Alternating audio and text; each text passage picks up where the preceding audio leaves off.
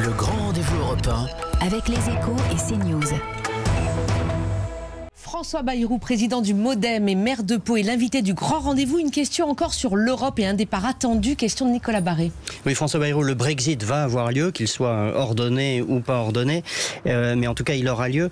Quelles leçons tirez-vous de cette affaire qui est quand même un échec collectif et est-ce qu'il faut que l'Union européenne, à votre sens, fasse un dernier geste en faveur de Theresa May, voire repousse la date du 29 mars pour ce divorce? Alors c'est la première ministre britannique qui risque de demander le report. Oui. Moi, je pense qu'il est impossible que les instances européennes renoncent aux exigences qu'elles ont mises sur la table. Pourquoi? Parce que s'il apparaissait que l'Europe est prête à faire plus pour ceux qui la quittent que pour ceux qui sont fidèles à l'accord et à l'alliance et au traité, alors vous ouvrez la boîte de Pandore. Il y a des tas de pays qui se diront bonne pioche. On va pouvoir à la fois avoir les avantages et se libérer des contraintes.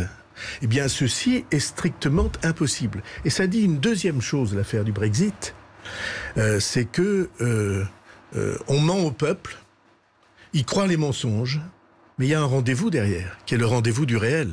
Vous vous souvenez comment la campagne a été faite par ceux qui ont soutenu l'idée de leave, quitter, partez, référendum.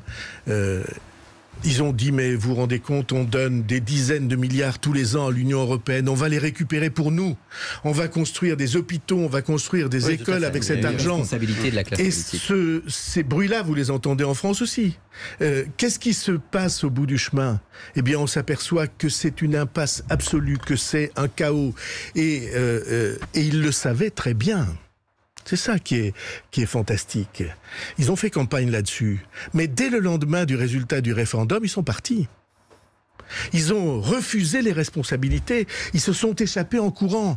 Et c'est la preuve qu'ils savaient que ce qu'ils disaient était un mensonge éhonté.